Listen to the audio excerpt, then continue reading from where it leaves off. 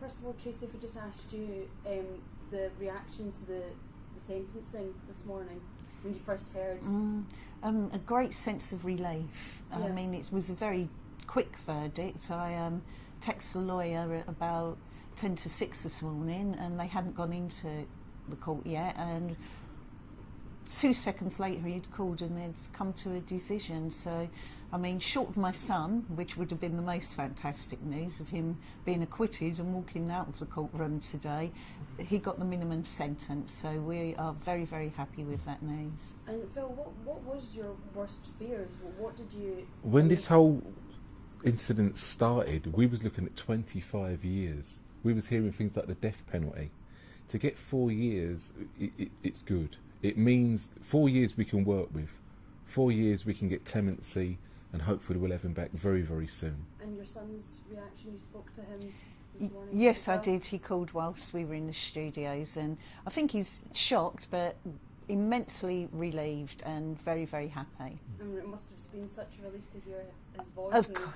Yes. I mean, he was just, he can't believe it. He can't believe it. It's been a journey. Yeah. It really is. What has it been like? I mean, your family, how has it affected your family, yourselves? Oh gosh, we mean, we're very, very fortunate. We've got a very close-knit family. We all live very locally. Grant is the eldest grandson within the family. But everyone's been really devastated by the news. But equally, you know, it's brought us together. We're a strong family. We've been very strong, and we've supported each other. I know you've been out there in Dubai. What were the conditions like in the prison conditions, and what do you hope for him now? And how do you think he'll cope with being in prison? Yeah. Well, initially he was held for 9 months in a police station, where obviously the conditions aren't as great as the prison. He was only transferred 2 weeks ago to the prison, but knowing that he's got the most minimum sentence, you know, he'll be okay. He'll do his best, and he will just get through this time and try and remain as positive as he can. And Phil, how do you think what has he got the character to? He is a very strong lad. He's a very likeable boy.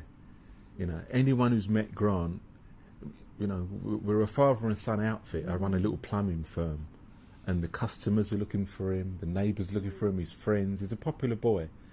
He'll do fine. He's a strong lad. And you've obviously had a lot of support from the community as well? Yes, we have. You know, he's very well loved in our local community, so we've had the strength of our neighbours, our family and friends. We have 2 other children as well, and I mean, they've done very well to cope under the difficult situation as well. Obviously a lot of attention on the family as well. Yeah. So they've had to cope with that. Yes. And they've done okay. Yes. So what do you want to happen now? The United Arab Emirates president is obviously arriving for the state visit, and will hopefully meet Mr Cameron, possibly not. But what do you want the Prime Minister now to do? Do you want him to tackle the situation with the UAE president, and what do you hope that Mr Cameron will say? Well, we hope that he does tackle this full on. You know, the UAE president does have the power to give clemency to the 3 boys, and I think it's important that that happens, bearing in mind the horrific torture that all 3 of them sustained. You know, we're very hopeful that the boys will be home where they belong with their families by the end of the year. So you're hoping that Phil, at Christmas time... Most definitely, Christmas time will be a lovely time to see our son back.